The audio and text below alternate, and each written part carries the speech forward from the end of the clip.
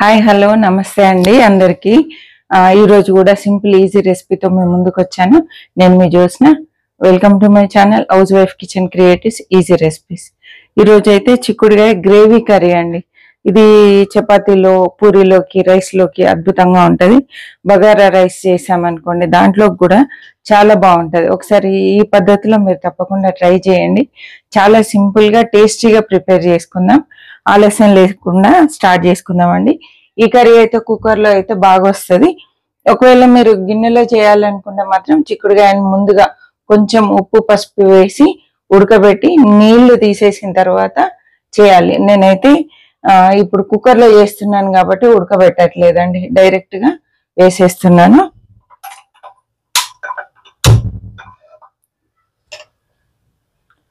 ఒక 3 table spoons oil వేద్దాం.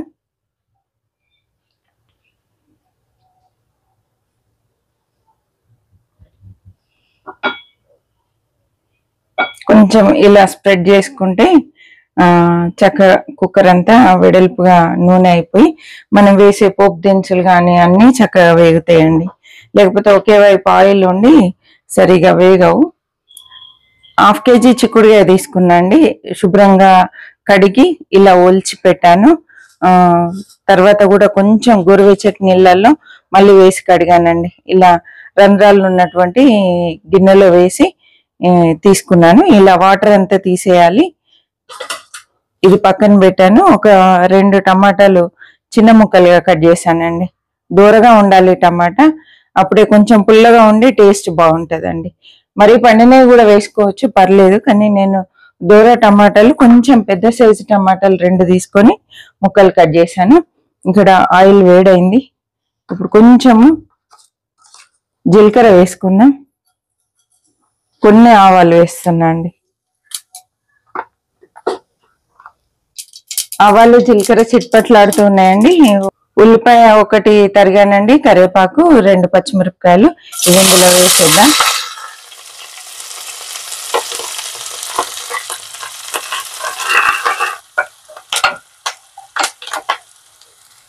తాలింపు వేగిందండి. ఇప్పుడు కొంచెం ఒక 1/2 టీ స్పూన్ అల్లం వెల్లుల్లి పేస్ట్ వేసుకుందాం.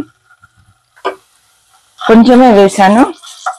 వెజ్ కర్రీస్ లో అల్లం వెల్లుల్లి మరీ ఎక్కువైతే దాని ఫ్లేవరే ఎక్కువ వస్తుందండి, అందుకే లైట్ గా వేసాను.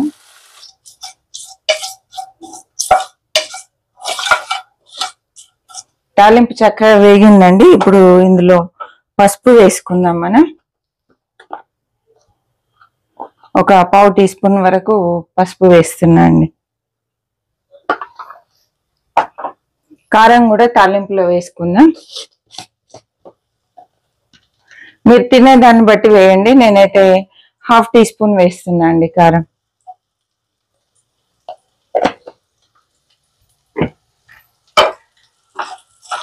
కొంచెం కారం వేగితే చాలా బాగుంటుందండి. ఫ్లేవర్ బాగుంటుంది, కలర్ కూడా బాగా వస్తుంది.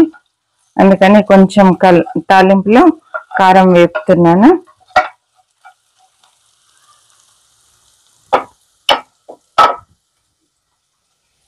ఇక్కడ చూడండి చక్కగా తాలింపు వేగింది. ఆనియన్స్ కూడా మంచి కలర్ వచ్చాయి, చూసారు కదా. ఇప్పుడు ఈ మనం కట్ చేసి తరిగి పెట్టుకున్నటువంటి చిక్కుడుకాయలు ఇందులో వేసేసుకోవాలి.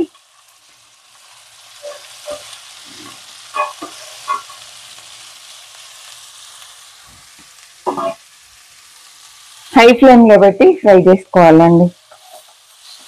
చిక్కుడుకాయకు ఒకలాంటి స్మెల్ ఉంటుంది. ఆ స్మెల్ తగ్గాలంటే ఇలా హై ఫ్లేమ్ లో పెట్టి చిక్కుడుకాయ చక్కగా ఫ్రై చేసుకోవాలి.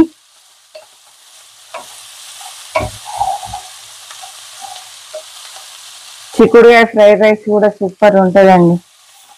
వెజిటేబుల్ రైస్ లాగా మనం చిక్కుడుకాయ తోటి ఫ్రైడ్ రైస్ కూడా చేసుకోవచ్చు. బాగుంటుంది, చాలా బాగుంటుంది. నేనైతే పులావ్ చేశాను, చిక్కుడుకాయ పులావ్. అది మన ఛానల్లో ఉంది, ఒకసారి చూడండి. చిక్కుడుకాయ పులావ్ మళ్ళీ ఒకసారి చేసి చూపిస్తా అండి. కానీ దానికి చిక్కుడుకాయ విత్తనాలు ఎక్కువ ఉండాలి, అప్పుడే టేస్ట్ చాలా బాగుంటుంది.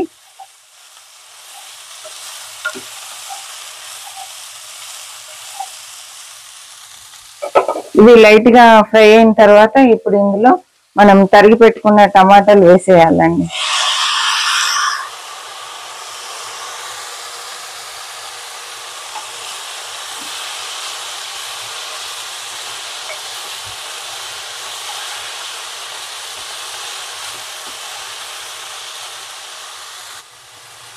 కొంచెం ఫ్లేమ్ తగ్గిస్తున్నా అండి. ఇప్పుడు దీనికి కావాల్సిన మసాలా మనం ప్రిపేర్ చేసుకుందాం. మూత పెట్టేద్దామండి, కొంచెం సేపు వదిలేద్దాం.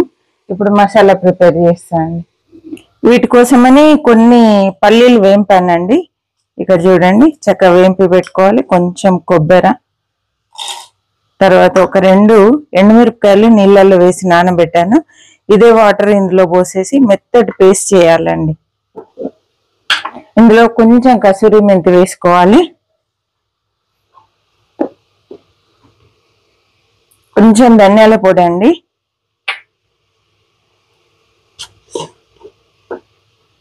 చిటికెడు గరం మసాలా వేసేసుకోవాలి. ఇప్పుడు ఇవన్నీ కలిపి వాటర్ వేసి మెత్తటి పేస్ట్ లాగా రుబ్బి తీసుకొని వస్తా అండి. ఒకసారి కూర కలుపుదాము.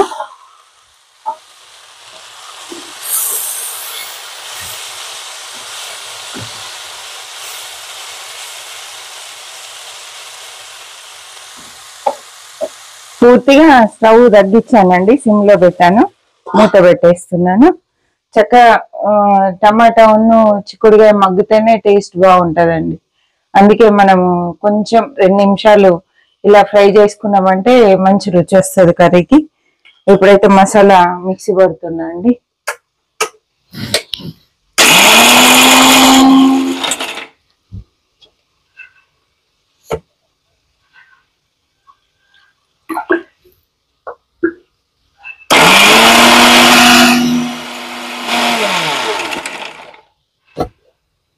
పర్ఫెక్ట్ గా అయిందండి, చూపిస్తాను.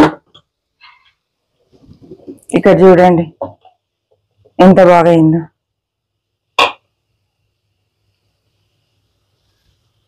కర్రీ చూద్దామండి. చూడండి, కలర్ చేంజ్ అయినాయి. చిక్కుడుకాయలు కొంచెం ట్రాన్స్పరెంట్ కలర్, కొంచెం కలర్ మారింది. ఇలా మారాలి. కొంచెం టమాటా ఇలా పైన సన్నటి పొర ఉంటుంది కదా, అది కొంచెం ఇలా సపరేట్ అయ్యే విధంగా అయిన తర్వాత ఇప్పుడు ఈ మసాలా ఇందులో వేసేసుకోవాలండి.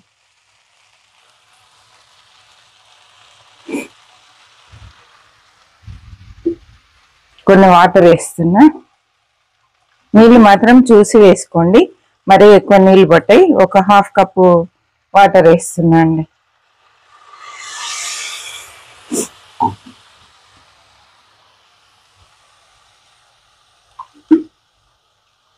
ఇందులో కొన్ని 1 టేబుల్ స్పూన్ వాటర్ వేసాను. ఒకసారి అంతా కలిపి చూద్దాం.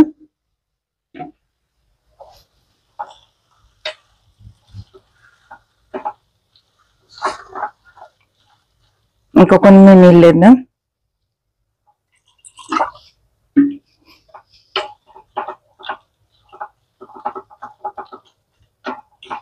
ఉప్పు వేసేసుకుందామండి, రుచికి సరిపడా వేద్దాము. 1 టీ స్పూన్ వరకు పడుతుంది.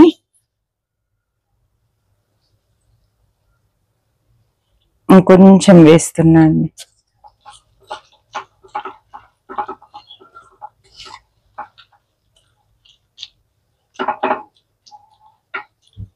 ఇప్పుడు కొంచెం ఇది వేడయ్యే విధంగా స్టవ్ పెంచానండి. కొంచెం వేడైన తర్వాత మూత పెట్టేయాలి. ఉప్పులు కారాలు మాత్రం ఇప్పుడే ఒకసారి చెక్ చేసుకోండి.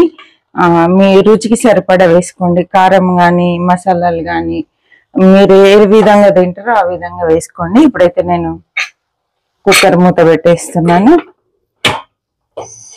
చక్కగా ఒక 2 విజిల్స్ వస్తే సరిపోతుందండి. 2 విజిల్స్ తర్వాత వెయిట్ పూర్తిగా దిగిన తర్వాత చూద్దామండి. మళ్ళీ చూద్దామండి, వెయిట్ అంతా దిగింది.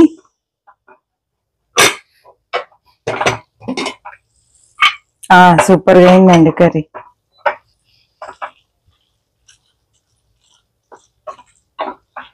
ఎంత బాగుంది చూడండి. కొంచెం కొత్తిమీర వేసేసుకుందాం.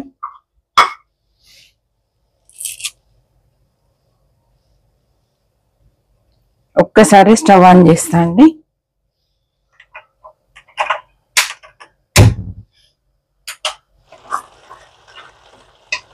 కొంచెము నీరు నీరు ఉంటది కాబట్టి ఏంటంటే మళ్ళీ ఒక్కసారి మనం స్టవ్ ఆన్ చేసుకొని ఇలా దగ్గర తెచ్చుకున్నాం అనుకోండి సూపర్ గా ఉంటది.